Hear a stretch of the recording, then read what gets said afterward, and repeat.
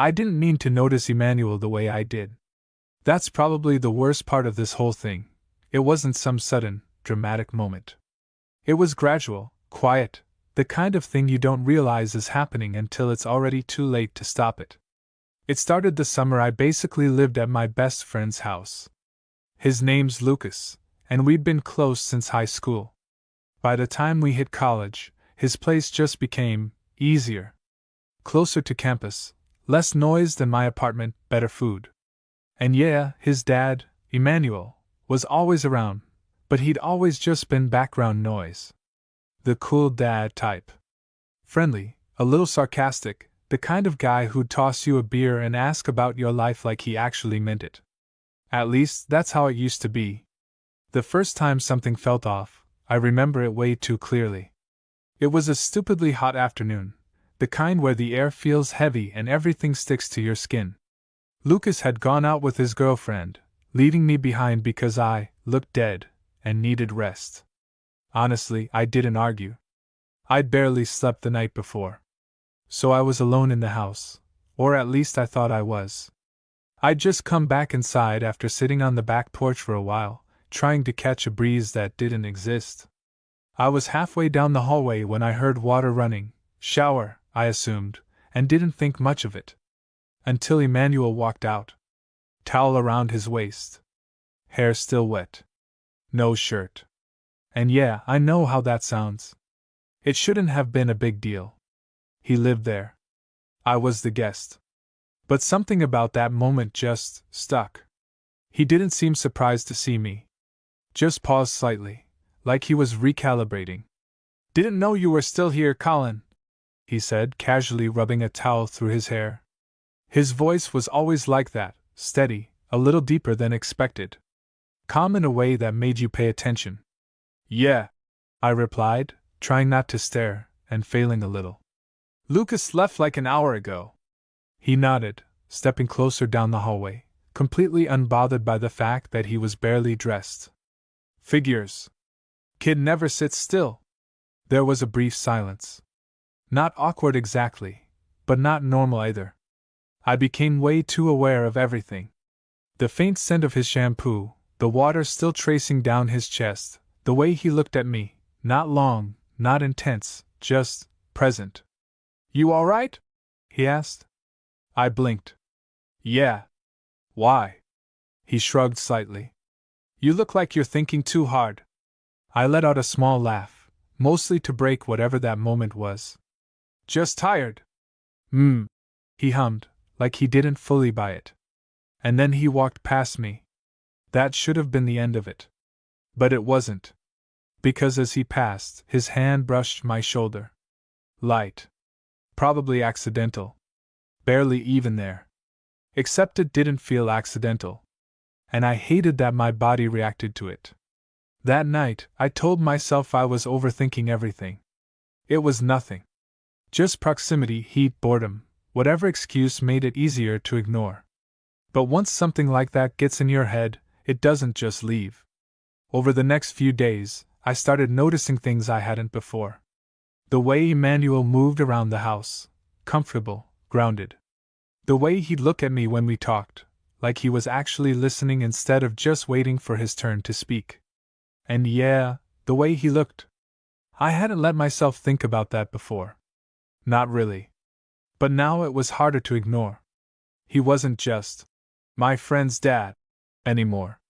He was a man. A very real, very present man who just happened to exist way too close to me. One evening it got worse.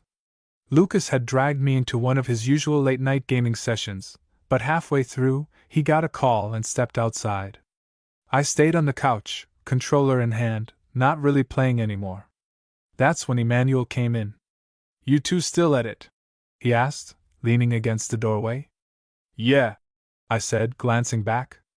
"Well, he is. I'm just here." He smirked slightly and walked in, grabbing a beer from the fridge. "You always this bad, or is this a special occasion?" "Wow," I scoffed. "Didn't know you were keeping score." "I observe," he replied, sitting down on the opposite end of the couch. There it was again, that easy tone, like everything he said had something just under the surface. We talked for a bit. Nothing serious. Just random stuff, college, work, life. But it didn't feel like small talk. At some point, I realized I'd completely forgotten about the game. And then Lucas still hadn't come back. It was just me and Emmanuel. The room felt quieter than it should have been. "You can relax, you know," he said after a while, glancing at me. "You look tense again." "I'm not tense," I said a little too quickly. He raised an eyebrow. Didn't argue. Just took a sip of his beer. That somehow made it worse. I shifted slightly, trying to get comfortable, but it only made me more aware of how close we actually were. Then he leaned forward a bit, resting his forearms on his knees, looking at me more directly. "You've changed since I first met you," he said. That caught me off guard. "What do you mean?" He held my gaze for a second longer than necessary. "You're not a kid anymore, Colin." Something about the way he said it made my chest tighten. I didn't know what to say to that. And honestly, I wasn't sure I wanted to. Because for the first time, I had this feeling, quiet, but undeniable, that whatever was happening between us, it wasn't just in my head. And that scared me more than I wanted to admit. I tried to put some distance between us after that night. Not in an obvious way. I still stayed over, still hung out with Lucas, still acted normal. But internally, something had shifted, and I knew it. It was like I'd crossed some invisible line just by noticing Emmanuel the way I had. And once you see something like that, you can't really unsee it. The problem was, he didn't act like anything was wrong. If anything, he acted the same. Maybe even more relaxed around me. Which somehow made it worse, because I couldn't tell if I'd imagined that tension or if he just wasn't acknowledging it. A few days later, it hit another level. Lucas had convinced me to come with him to the gym in the morning, something I immediately regretted the second my alarm went off. By the time we got back, I was exhausted, sweaty, and ready to pass out. Lucas, of course, had other plans.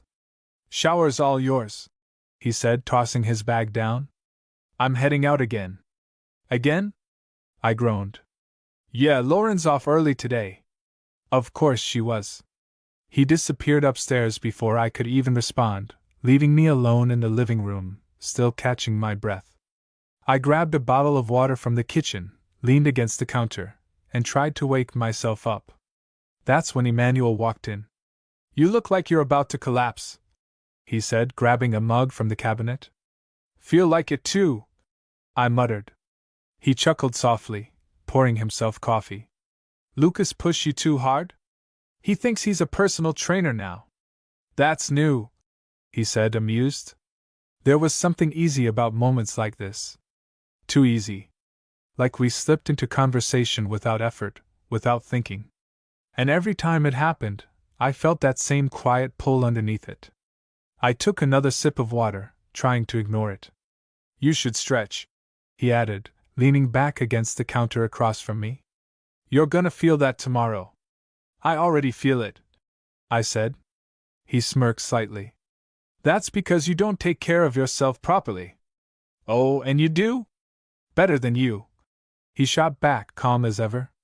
I rolled my eyes, but I was smiling. "All right, coach." There was a brief pause. Then he stepped closer. "Here," he said, gesturing lightly. "Turn around." I frowned. "What?" "Your shoulders," he clarified. "You're stiff." "I'm fine." "Colin." The way he said my name stopped me. Not forceful. Not demanding. Just certain. And before I could overthink it, I turned around. Big mistake. The second his hand settled on my shoulders, everything in my body tensed for a completely different reason. His touch wasn't rough or overly familiar, it was firm, controlled. Like he knew exactly what he was doing. His thumbs pressed in slowly, working into the tension like he'd done this 100 times before. I exhaled without meaning to. "See?" he said quietly. "Told you." I didn't respond. Because I couldn't. My brain had basically short-circuited. All I could focus on was the feeling of his hands, steady, deliberate, way too grounding. It wasn't just physical. It was the awareness behind it. The fact that he was the one doing it. You hold stress here, he added, voice lower now, closer than before. I swallowed. Yeah, I guess. His hands moved slightly, pressing deeper this time, and I had to bite back a reaction. This wasn't normal. None of this was normal. But I wasn't stopping him either. That was the part that messed with me the most. You need to relax more, he said. I let out a quiet laugh, mostly to keep myself grounded. Easier said than done? Not really, he replied. There was a slight pause. Then his hands slowed. Didn't leave, just rested there for a second longer than necessary. And that's when it shifted again. That same feeling from before. That quiet, heavy tension that didn't need words to exist. I turned my head slightly, just enough to glance back at him. Bad idea. Because he was already looking at me. Not surprised. Not caught off guard.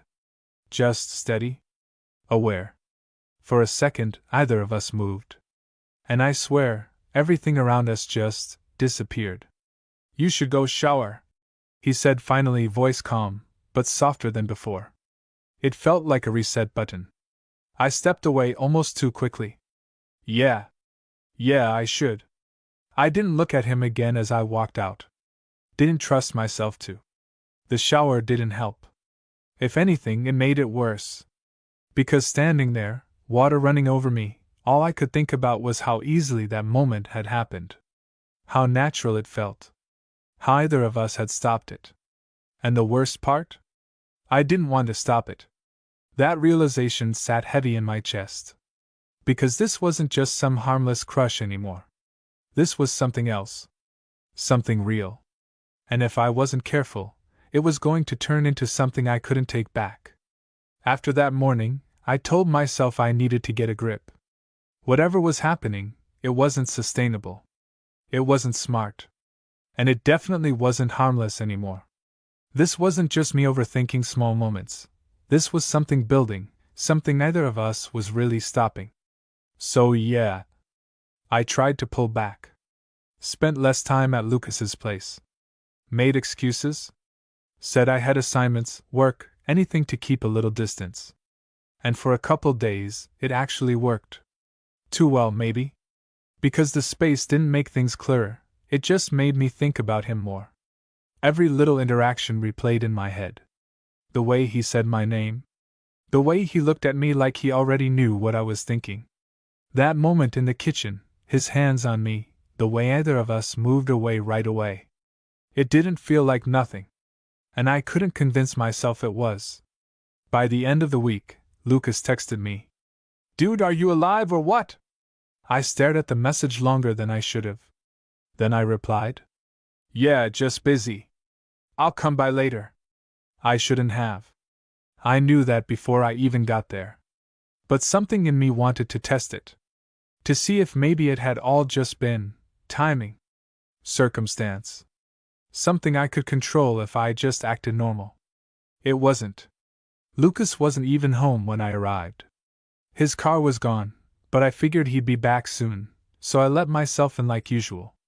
The house was quiet, familiar in that almost too comfortable way. I dropped my bag by the couch, already debating whether I should just leave. Then I heard a voice behind me. Thought that was you.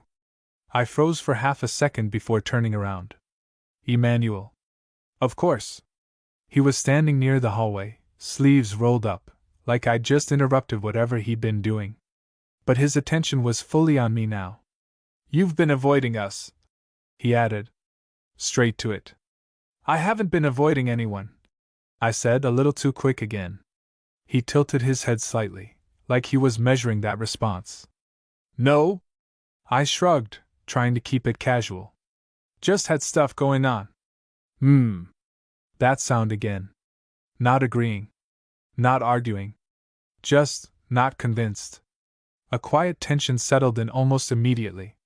It wasn't uncomfortable exactly, but it wasn't easy either. It felt like we were both aware of something sitting just under the surface, waiting. "Lucas isn't here," he said after a moment. "Yeah, I figured." Silence. Then, for some reason, I didn't leave. I walked further into the living room instead, like I always did, like everything was normal. He followed. Not close enough to crowd me, but close enough that I could feel it. "You gonna tell me what's going on?" he asked. I let out a small breath, running a hand through my hair. "Nothing's going on. Colin." There it was again. That tone. Steady. Certain. Like he wasn't asking anymore. I turned to face him fully this time. "You're reading into it," I said. "I've just been busy."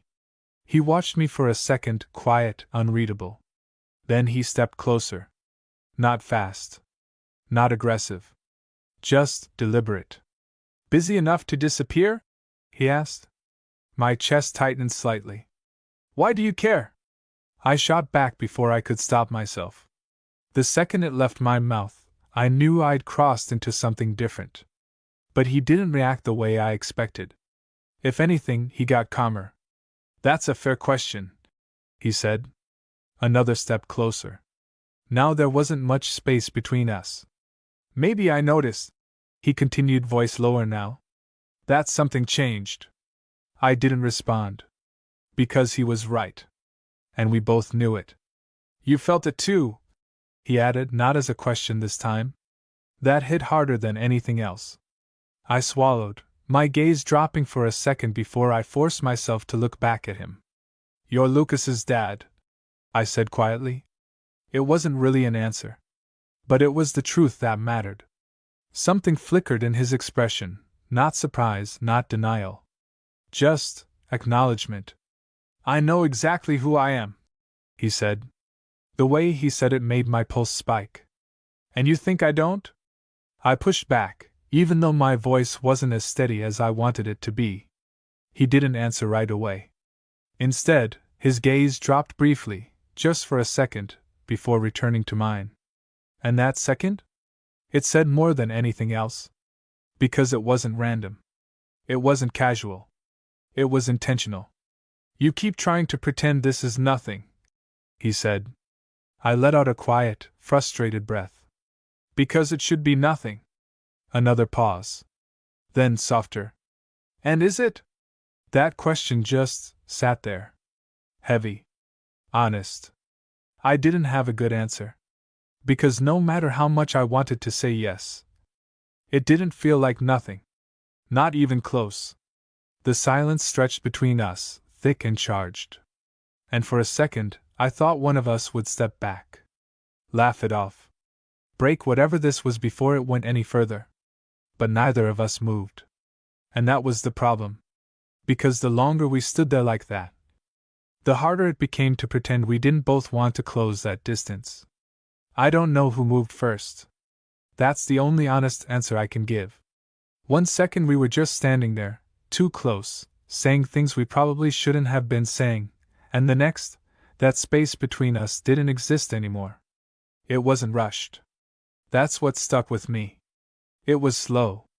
Careful. Like we both knew exactly what we were doing, and exactly how far we shouldn't go. But we didn't stop. His hand came up first, brushing lightly against my arm. Not grabbing, not pulling, just there. Testing. I could have stepped back. I didn't. And I think that told him everything he needed to know. My heart was pounding so loud I was sure he could hear it, but outwardly, everything felt quiet. Focused. Like the rest of the world had dropped away, and it was just this moment. Just him. "You're still thinking too much," he murmured. I let out a shaky breath. "Yeah, probably." His hand shifted slightly, fingers pressing just enough to ground me. "Then stop," he said. Easier said than done. But standing there, with him this close, it suddenly felt a lot harder to hold on to all the reasons this was a bad idea. "Lucas." That should have been enough. But it wasn't. Because this didn't feel careless. It didn't feel like some reckless mistake waiting to happen. It felt real. And that was worse. "You sure about this?" he asked quietly. That was the moment. The out. The chance to walk away before anything actually happened. I should have taken it. Instead, I nodded. Barely. But enough. And something in his expression shifted. Not relief. Not victory. Just acceptance. Like he'd already made peace with whatever this was going to become. His hand moved from my arm to my jaw steady, giving me more than enough time to pull away if I wanted to. I didn't. And when he leaned in, it wasn't sudden or overwhelming. It was controlled. Intentional. The kind of moment that builds instead of crashes.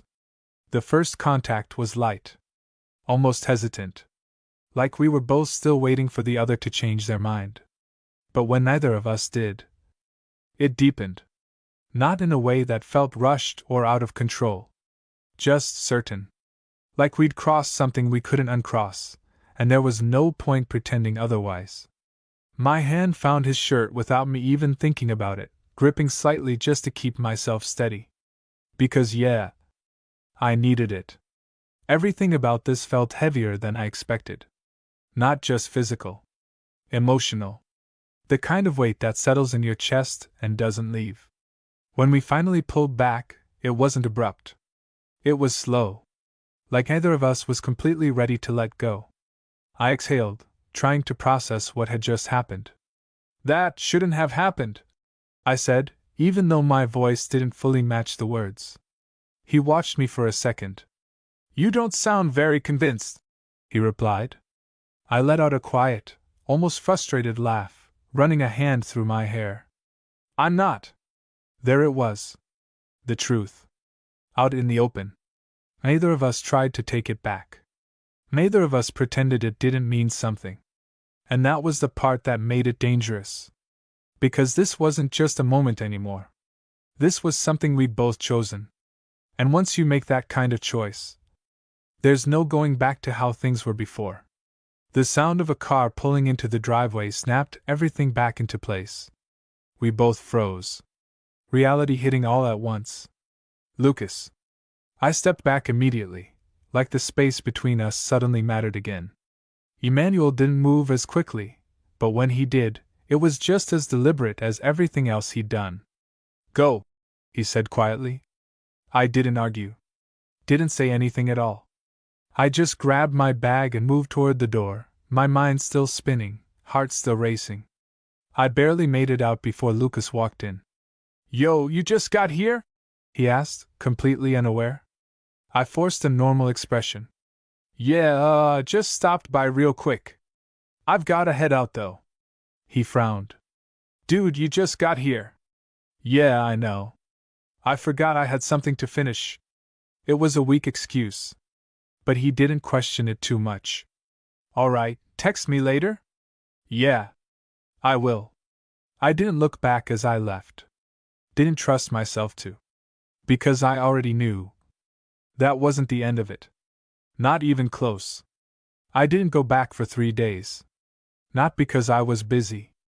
Not because I had anything better to do. But because I knew if I saw him again too soon, I wouldn't be able to pretend that what happened didn't matter. And it mattered. Way more than I wanted it to. I tried to distract myself, classes, work, even going out one night, but none of it really stuck.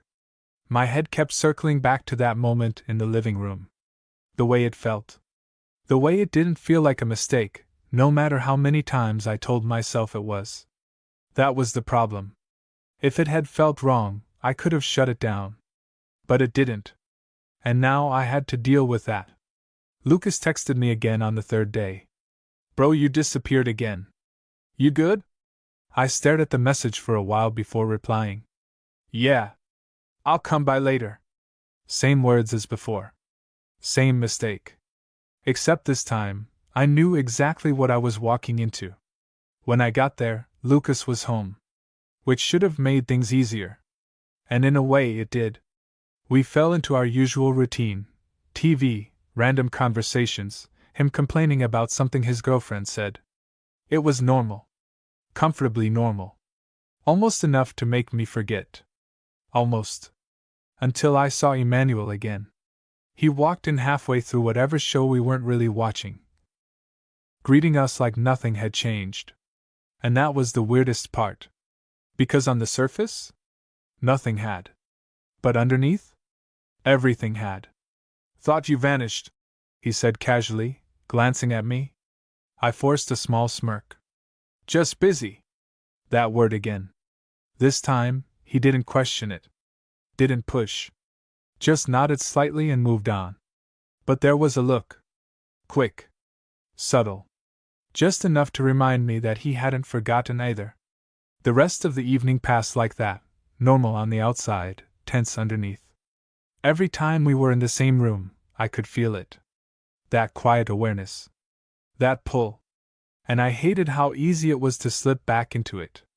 At some point, Lucas got a call and stepped outside again. Of course he did. It was like the universe had a sense of humor. The second the door closed, the air shifted. Not dramatically. Just enough. I stayed where I was on the couch, pretending to focus on the TV. I heard Emmanuel move in the kitchen behind me. "You're doing it again." I closed my eyes briefly. "Doing what?" "Avoiding." I let out a slow breath before turning slightly to look at him. "I'm literally sitting right here." "That's not what I mean." Of course it wasn't. I leaned back against the couch, running a hand through my hair. "What do you want me to say?" "The truth," he said simply. I let out a quiet, humorless laugh. "You really think that's a good idea?" He didn't answer right away. Just walked closer. And stopped a few feet in front of me. "I think pretending this didn't happen is worse," he said. I looked up at him. Really looked this time. "You think I don't know that?" I replied. Because I did. That was the problem. We were both fully aware of what this was. And neither of us was stopping it. "That doesn't mean we should keep going," I added, even though my voice didn't carry much conviction. He studied me for a second. "Then why are you here?" That hit harder than I expected. Because I didn't have a clean answer. "I came to see Lucas," I said. It wasn't a lie. But it wasn't the whole truth either. "Is that all?" he asked. I hesitated. And that hesitation said everything. He exhaled quietly, shaking his head just slightly, not in frustration, more like acknowledgement. "Colin." The way he said my name this time wasn't steady like before. It was softer. And that somehow made it worse. "I'm trying to do the right thing," I said. "I know," he replied. "Then don't make this harder." "I'm not the one making it hard." That wasn't fair. But it also wasn't wrong. The tension settled back in, heavier this time. Less uncertain. More real. I stood up, needing space, even though I knew it wouldn't fix anything. "This can't happen again," I said more firmly now. He didn't move. Didn't argue. Just looked at me. "Can it?" I added. That question hung there. Because now it wasn't just about what we should do. It was about what we actually would do. And deep down, I think we both already knew the answer. I should have left after saying that. "This can't happen again." That should have been the end of it. Clean. Final. Something we both stuck to, no matter how complicated it felt. But instead I stayed. And that was the first sign I didn't actually mean it the way I wanted to. Emmanuel didn't argue with me. That was the thing. He didn't push, didn't try to convince me otherwise. He just accepted what I said on the surface. Which somehow made it worse. Because it meant the choice was sitting entirely on me. Lucas came back in a few minutes later, completely unaware of anything that had just happened. He dropped onto the couch next to me, immediately launching into some story about his girlfriend, and I nodded along, pretending I was listening. But I wasn't. Not really. I could feel Emmanuel's presence across the room without even looking at him. It was subtle, but constant, like my body had tuned into him whether I wanted it to or not. That night dragged. Every second felt stretched out, heavy with things left unsaid. Eventually, I made an excuse to leave again. "Man, you've been dipping early a lot lately," Lucas said, frowning slightly. Yeah. Just a lot going on, I replied. He studied me for a second, like he was trying to figure out if there was more to it. You good though? He asked. That question hit harder than it should have. Yeah, I said after a beat. I'm good. It wasn't entirely true, but it was close enough. I didn't look at Emmanuel when I left this time either. Didn't trust what I'd see if I did. The next few days were worse than before. Because now it wasn't just tension. It was something deeper. I started noticing how much I thought about him when he wasn't around. Not just the moments we'd had, but the way he spoke, the way he carried himself, the way he seemed to understand things without needing them spelled out. It wasn't just physical anymore. And that realization made everything more complicated. I tried to focus on normal life. Classes, work, anything that kept my head occupied. It didn't last. Because one night my phone buzzed. And when I looked at it, it wasn't Lucas. It was Emmanuel. I stared at the screen longer than I should have. We never texted before. Not directly. Which meant this wasn't accidental. The message was simple. You alright? That was it. No hidden meaning. No pressure. But somehow, it felt heavier than anything else he could have said. I shouldn't have replied. I knew that. Still. Yeah. Why? The response came quicker than I expected. You've been distant. I let out a slow breath, leaning back against my bed. Of course he noticed. Just busy. I typed. Even I was getting tired of that excuse. There was a pause this time. Long enough that I thought maybe that was the end of it. That's not it. I ran a hand over my face, exhaling quietly. He wasn't wrong. But admitting that felt like opening a door I wasn't ready to walk through. What do you want me to say? The truth. Like I said before. I stared at that message. Because the truth wasn't simple. The truth was that I couldn't stop thinking about him. That being around him felt right, even when it shouldn't. That I didn't regret what happened. Not really. And that scared me more than anything else. My fingers hovered over the screen for a second before I typed back. This is complicated. 3 dots appeared almost immediately. It is. That was it. No argument. No denial. Just agreement. And somehow, that made everything feel even more real. I swallowed, my chest tight. We shouldn't be texting. I added. This time, the response took longer. Long enough that I thought maybe I'd finally drawn a line that would hold. Probably not. A pause. Then another message. But you still replied? I let out a quiet, frustrated laugh under my breath. He had a point. And we both knew it. I set my phone down after that, staring up at the ceiling. Because no matter how much I tried to convince myself I had control over this, I didn't. Not completely. And the more I let it continue, even like this, the harder it was going to be to stop. I didn't realize how deep I was in until I tried to stop. Really stop. Not just avoid his house. Not just ignore messages. I mean actually cutting it off, mentally, emotionally, all of it. It lasted maybe a day. Because the truth was, it wasn't just about him anymore. It was about how I felt when I was around him. And I couldn't shake that. A couple nights after those texts, Lucas invited me over again. Said he was ordering food, wanted to hang out like we used to. Normal. Easy. I almost said no. Actually had the message typed out. Then I deleted it. Yeah, I'll come. I told myself it was for Lucas. That I could handle it. That I had enough control now to keep things where they should be.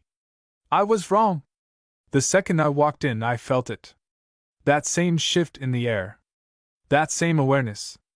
Lucas greeted me like nothing had changed, pulling me into some dumb story before I even had time to think. It helped at first. Grounded me. Until Emmanuel walked in. And just like that, everything snapped back. Our eyes met for maybe half a second. That was all it took. No smile. No obvious reaction. But there was something there. Recognition. The kind that doesn't go away just because you want it to. The night went on like before, normal on the surface, something else underneath. But this time, it felt heavier. Less like tension. More like something unresolved. At some point, Lucas got distracted again. Phone call, stepping outside, same pattern. And again. It was just us. I didn't even pretend to ignore it this time. I leaned back against the couch, exhaling slowly. This is getting ridiculous. Emmanuel didn't respond right away. He just walked a little closer, stopping a few feet in front of me like before. Yeah, he said finally. It is. I looked up at him. And we're still doing it anyway. Yeah. That honesty hit harder than anything else. No excuses. No pretending. Just the truth, sitting right there between us. I shook my head slightly, letting out a quiet breath. I don't even know what this is. He studied me for a moment. Then, more quietly. It's not nothing. That much, I already knew. That doesn't make it okay, I said. No, he agreed. It doesn't. Silence again. But it wasn't empty. It was full of everything we weren't saying. I stood up, needing to move, needing to break the weight of it. This is Lucas, I said more firmly now. He trusts me. He trusts you. I know. You're his dad. I know. Each answer came without hesitation. Like he'd already thought through all of it. That should have made it easier for me. It didn't. Then why does this feel like? I stopped myself. Like what? He asked. I hesitated. Then said it anyway. Like it actually matters. That was the first time I said it out loud. And once it was there, I couldn't take it back. Something in his expression shifted again. Not surprise. Something deeper. I was wondering when you'd say that, he said quietly. My chest tightened. So I'm not the only one. No. That one word settled everything. Because it meant this wasn't one-sided. Wasn't just me getting caught up in something I didn't understand.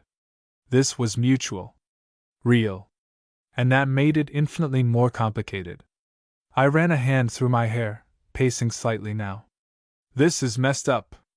It is. And we're still standing here. Yeah. I let out a quiet, almost disbelieving laugh. We're idiots. That actually made him smile, just slightly. Probably.